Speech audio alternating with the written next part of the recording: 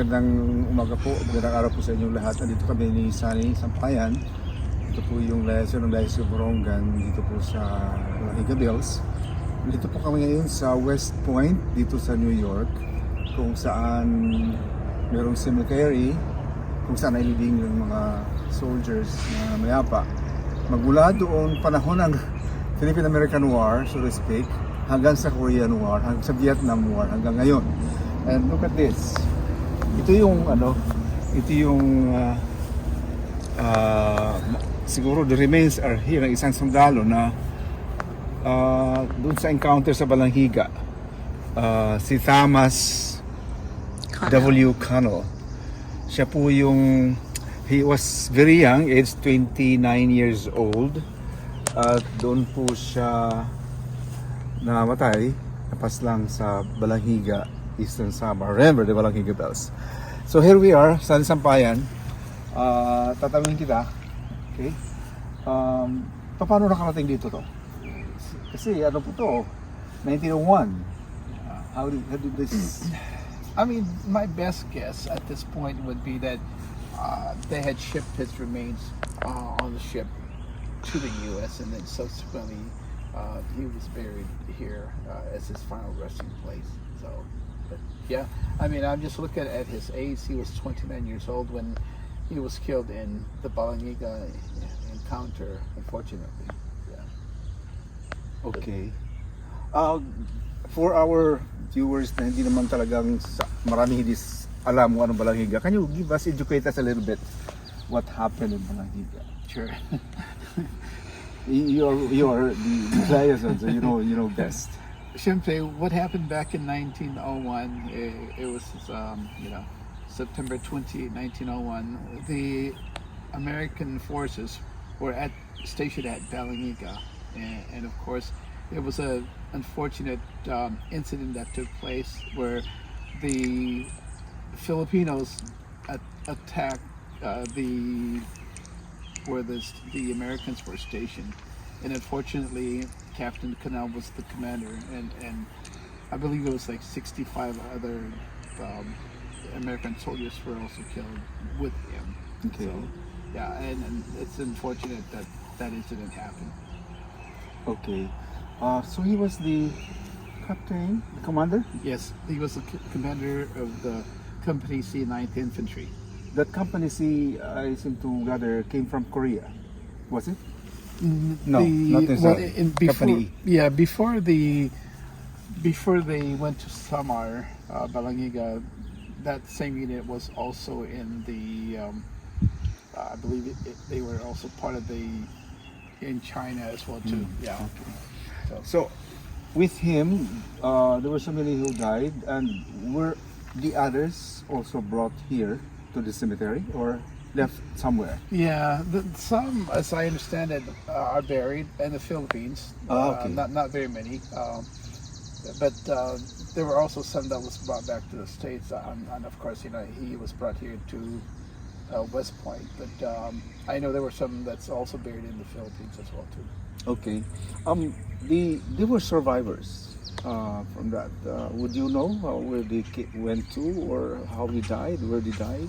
Yeah, one of the survivors, of course, is Gene Wall's father. Okay.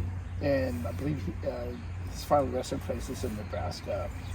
The other commanders, if you may, or other generals that was also part of the war back in the Philippines, they are buried as well in Arlington, because I did trace and found out where Major Waller is, and then General Smith, he was also buried in Arlington, Virginia as well too. So I see. Sonny, you are a military man, you're a veteran, and I must presume that you know the sentiments of how it is to be in the military, that this is nothing personal, you see? And when you go to a country to, do what you are supposed to do, you don't have that feeling of aggression, of something inimical, so that people will look at you not as something doing your duty, like a hero does it. So like him, Thomas, he's not an enemy of anybody. No. How do you see that? No, I mean, unfortunately, Captain Canal was just doing his job. We are tasked to, whether we like it or not, you go out there and salute smartly, and you go, you follow the orders, and he was following his order, and his unit was there to basically make sure that there are no widespread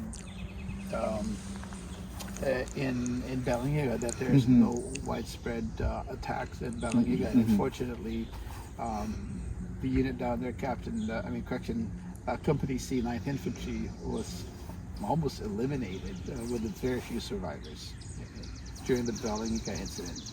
I see. This company who were tasked to go to Balangiga,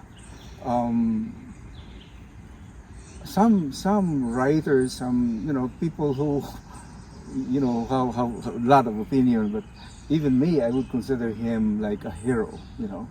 Leaving behind his family, his comfort here. New Jersey, he came from New Jersey, right?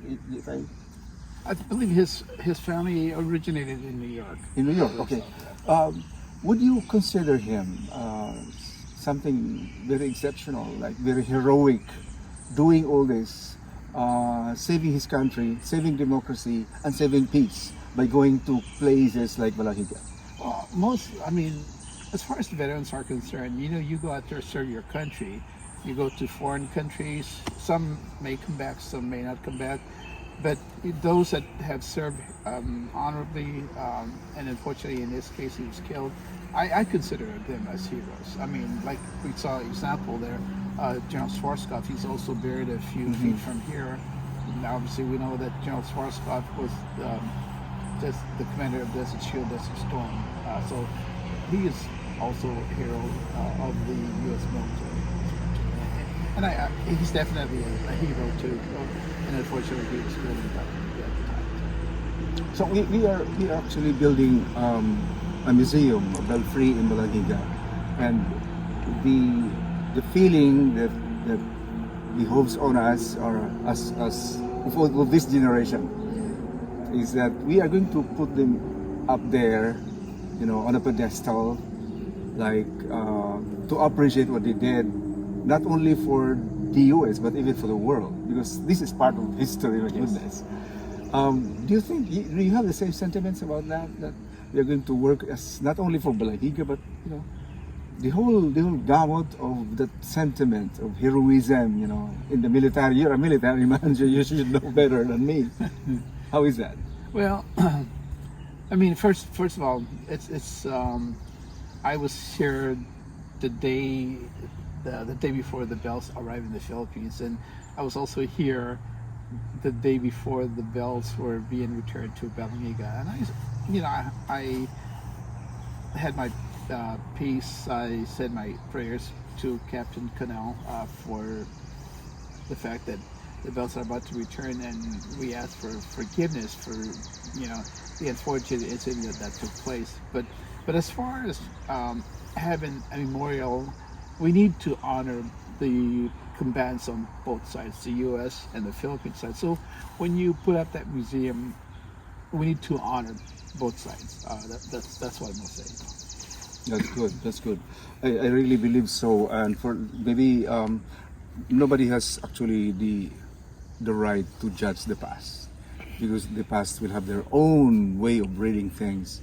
All that maybe that we can do now is to make the best out of history, put these people in some kind of a position that we cannot but admire what they did, appreciate what they did, and accept their heroism for what they did, not only for the U.S., not only for Balangiga, but even for the world. Final message, Sonny. I'm sorry. Final message. Well, I totally agree with you that we need to preserve the history of both sides, and it's a great honor that you guys are going to be doing this, erecting a museum. And it is also wonderful that the bells have been returned. Obviously, I believe that the bells belongs to the church, and I'm so glad that the United States finally returned all 3 bells. But again, though, we need to honor all the combatants on both sides, and I'm glad that the church will be doing that.